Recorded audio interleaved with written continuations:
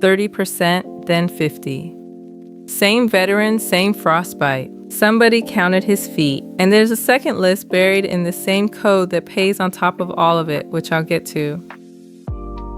This one rewards reading slowly, so stay with the wording. Think of it like a burglary claim on 4 separate rooms.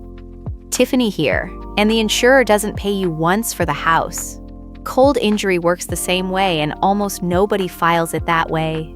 Look at note 2, because it's one sentence and it's the whole episode. Evaluate each affected part, and it lists them hand, foot, ear, nose, separately, and combine the ratings under 4.25 and 4.26. Each part, Cynthia, not each veteran. That's the kind of sentence I'd normally argue against on principle, and I can't find the angle. And that matters more here than almost anywhere else because cold injury is symmetrical by nature. You didn't put one boot in the snow. Whatever happened to the left foot happened to the right one at the same time. The kitchen table version is this. If your decision letter has one line on it that says cold injury residuals with 1% beside it, and you had frostbite in both feet, the letter is describing half your claim. Before we go on, Cynthia, how does one part even become 2 ratings on paper? By being claimed that way and by an examiner writing left and right instead of feet. It's a wording problem with a percentage attached. And the fix costs nothing and requires no new doctor, which is the part that should annoy you.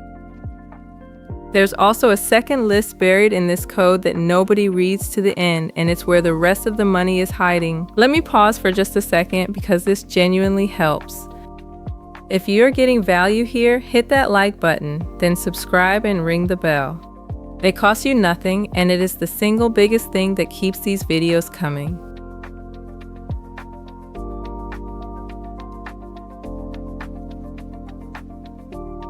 Look at the ladder because it's only 3 rungs and it's built the same way at every one. I've got Professor Raman on the desk because the arithmetic here trips everyone, me included. Raman the tears. Hold on, the argument isn't how bad the symptoms are. Every tier starts from the same base: arthralgia or other pain, numbness, or cold sensitivity. That alone is 10%. Add 1 finding from the list and it's 20. Add 2 and it's 30. The base never changes, only the count does. Half true at best, Fenrir, as most veterans hear it. They think 30 means severe. It means 2 boxes ticked. Read me the money on that per part. $372 a month for counting. In the files I see, the base is documented and the findings aren't. A veteran says his feet ache and go numb in the cold. The examiner writes that down, and nobody looks at his toenails. And that's per part, remember. So the gap between a badly documented claim and a well-documented one isn't $372. It's that times however many parts froze.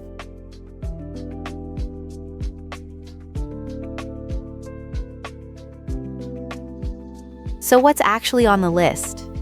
Because that's the part that moves you. 12 things, and they're named. Nail abnormalities, color changes, locally impaired sensation, hyperhidrosis, which is sweating too much, and anhidrosis, which is not sweating at all. X-ray abnormalities, osteoporosis, subarticular punched out lesions, or osteoarthritis. Atrophy or fibrosis of the muscle, flexion or extension deformity of the distal joints, volar fat pad loss in fingers or toes, avascular necrosis of bone, chronic ulceration, and carpal or tarsal tunnel syndrome. Tiffany, half of those are visible from across a room. Which is the useful part, and it's the reason this one ended up on my busted board as half true rather than busted. The claim that you need a specialist is wrong. The claim that you need proof is right. Thickened, ridged toenails are a nail abnormality. Toes that go white, then blue, then red are color changes. And this is where a lot of these claims come from. Feet that sweat through socks in a cold room are hyperhidrosis. None of that needs a specialist to notice, and all of it needs somebody to write it down. Here's a disputed one from the source case file, and I'll say up front the room didn't agree on it. A veteran who spent a winter at the Changjin Reservoir Chosin in the service records rated 10% for years. He gets an x-ray for something unrelated and it comes back showing Osteoarthritis in both feet, Cynthia. That's a listed finding, so it should be 20. That was my read. The counter-argument in the file was that the osteoarthritis had to be attributed to the cold injury and not just present, and the X-ray report didn't say. That's a genuine dispute, and it's the one worth preparing for. A finding on its own isn't enough if nothing ties it to the injury. So the fix is a sentence, not another test.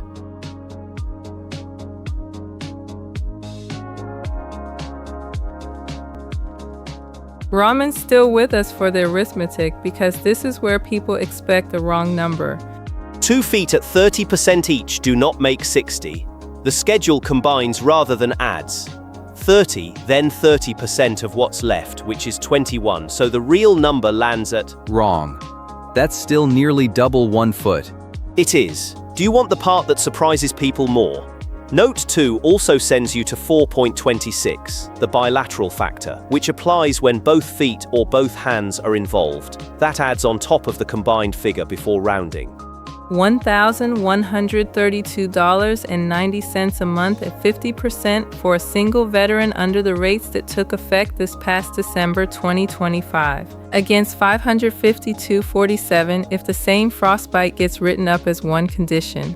Same feet, same winter, twice the check. And if the ears or the nose were involved too, those are separate parts again.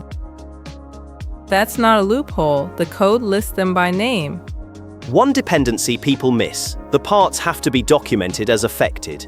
A claim that says both feet without an examiner confirming both gets rated as whatever was confirmed. Raman, thank you. The bilateral factor sitting inside note 2 is the thing I never have gone looking for. Ask them what else can be rated on top. That list is the other half. That's where we're going. Combine, don't add, and check the bilateral factor before you accept the number on the letter.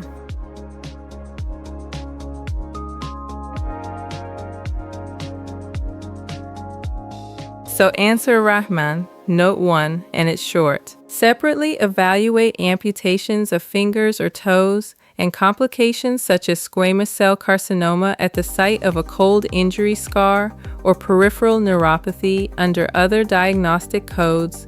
So what's actually left on that list? It keeps going. Separately evaluate other disabilities diagnosed as residual effects of cold injury such as Raynaud's syndrome, muscle atrophy, and so on. The premise is wrong on that though. You can't count the same finding twice, you're right, and the code says so in the same breath, unless they are used to support an evaluation under Diagnostic Code 7122. So muscle atrophy can be your second finding for the 30%, or it can be its own rating, not both. Then that's a real choice, Tiffany, not a bonus. It is, and it's worth doing the arithmetic both ways before you file. Sometimes the separate rating is worth more than the rung it would have bought you. Squamous cell carcinoma at the scar site is the one I'd underline because a veteran wouldn't connect a skin cancer decades later to a frostbite scar, and the code connects it for you.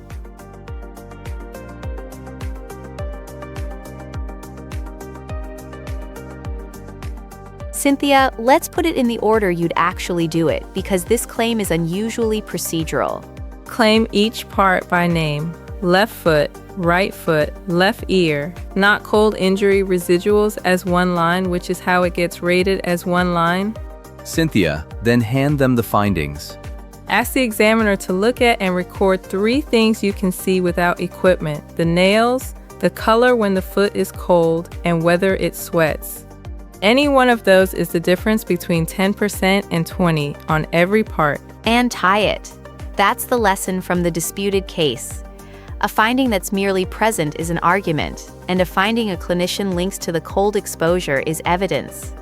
Now the honest part, because I've been describing a bigger claim than most people will get.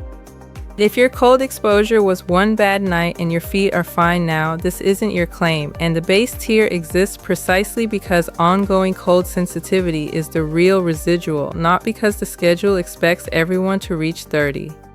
But if you served in genuine cold and both feet still hurt every winter, the 10% you may already have is quite possibly half of what the code describes, and the fix is how the claim is worded rather than how sick you are.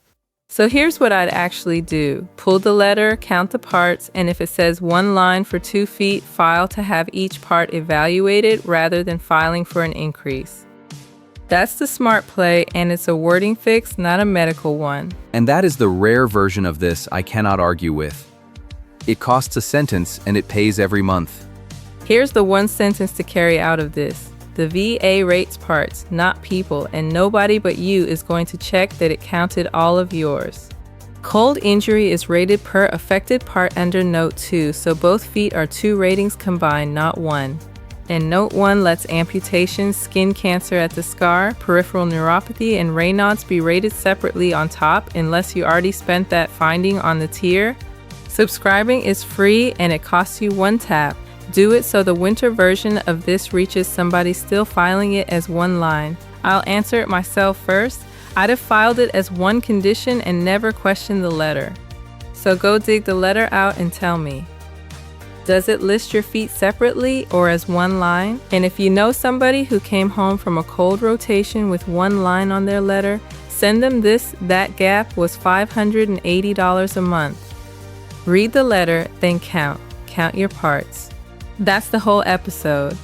Cynthia standing in and glad I did take care of those feet.